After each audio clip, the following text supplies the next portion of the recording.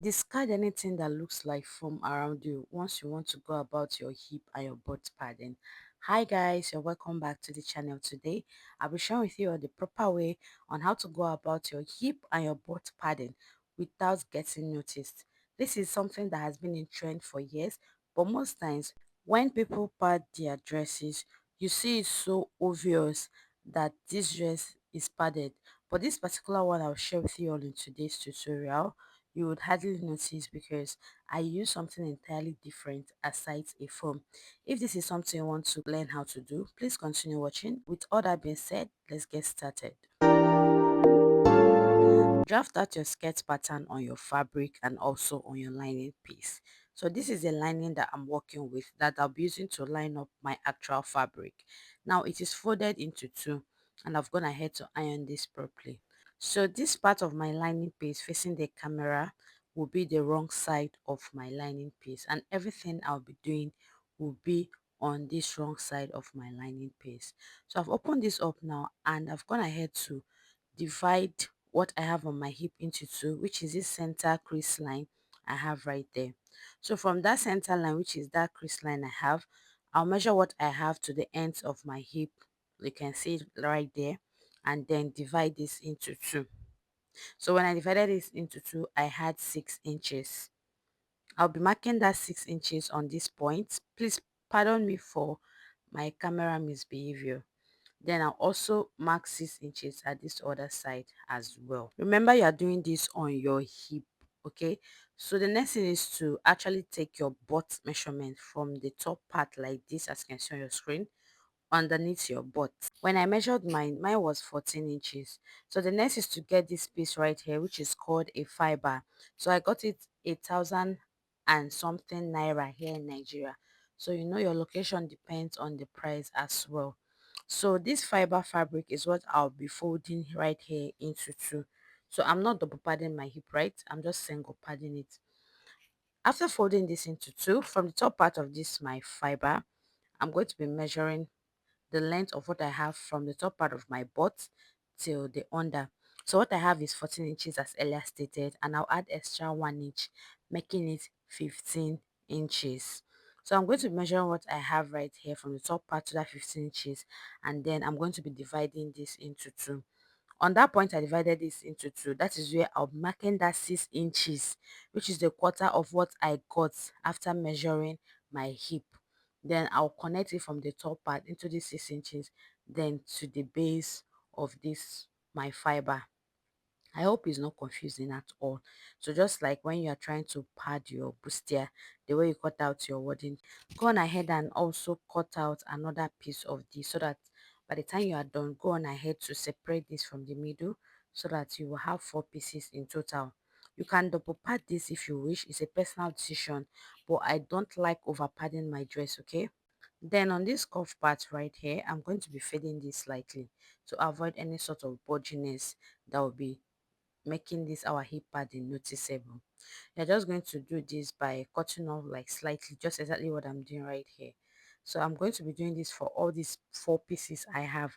Yours should be 4 pieces. Even if you're trying to double pad, it should still be 4 pieces. If you're trying to triple pad, it should still be 4 pieces, okay? So after fading all of this part right here, this is what I have. It's kind of looking like meat pie. That's by the way. So I'll just keep that aside and now bring back my lining piece. And this is still the wrong side of my lining piece facing the camera. I'll be getting this one part of this my fiber. So all I'll be doing is that from the edge of this my lining piece right here, I'll be marking my sewing allowance. So my sewing allowance is actually 1.5 inches. So I'll be marking it before I go on ahead to pin this my fiber to it. So on this straight part of your fiber, that is what you're going to be pinning very close, or you can just pin it on top of your sewing or stitching allowance, okay? So when you pin this like this, you go on ahead to raise it up, okay? And you're going to be using your gum, that's your B6000, or whichever gum that is available to you. Pour it on your lining piece like this and place your fiber on top so that it sticks properly. So you might encounter a slight difficulty if you're trying to pin this your fiber to your lining piece so it doesn't get up to your sewing allowance. So you're just going to be following the shape of your sewing allowance right there. You can see what I did, and now cut this out. It's totally okay and fine. All right, so I'll go on ahead now to put my gum. So this is what it's supposed to look like, but actually it's not exactly what it's supposed to look like. I used the hemming gum, and I tried using my iron to iron this flat. This is why it's looking like this. It's very wrong to use your hemming gum. It's actually my first time using a hemming gum. Please make use of a cloth gum. That's the B6000. Okay, please, I beg of you. Then when you're done with that, go on ahead and place one part of the back right sides facing each other with the front part, as you can see I'm doing right here. Remember that we are actually fixing this fiber to all the sides on the hip area for our lining piece. Okay, it's not just the front part alone. So right side facing each other. After placing this, I went on ahead to stitch this down using 1.5 inches my sewing allowance. After joining, this is what I have. Please go on ahead and iron your seam open so it turns out like this. So this is it for the padding. I'll be joining this now to my main fabric. So this is the fabric I'll be joining this to, and all I'm going to be doing is that on the zipper area, I'm going to be bringing my lining piece right sides facing the right sides of this my fabric. This is the right side of my fabric like this. So on this zipper area, I'm going to be joining all the way to the base. So you are joining lining to lining. Okay, so this is a lace fabric. I'll just raise down my lace now.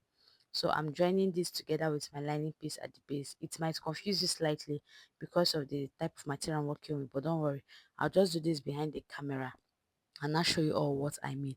I'll be raising my lace up like this so that I can be pinning this my white lining to this my peach colored lining. Okay, right sides facing each other at the base. Then I'll go on ahead and stitch this down using just half of an inch. So I've gone ahead to do that right here. You can see what I have so far. Join lining to lining, right sides facing each other. Then I'll go on ahead now to join on the zipper area, which is this part, using just quarter of an inch at both sides. Then I'll turn this out from the waist or the top part. So if you are making yours into a skirt, at this point you can go on ahead and add your band, but I'm making mine into a gown. So I'll be adding or joining the upper part of my gown to this lower part or the skirt part of my gown. So just like I said earlier, feel free to double pad this if you feel like, if you wish. I don't double pad mine, but in most cases, most clients would demand that you double pad theirs. Okay. Thank you so much for watching. I hope you found this story helpful. I'll see you all in my next one. Have a lovely time ahead of you. Bye.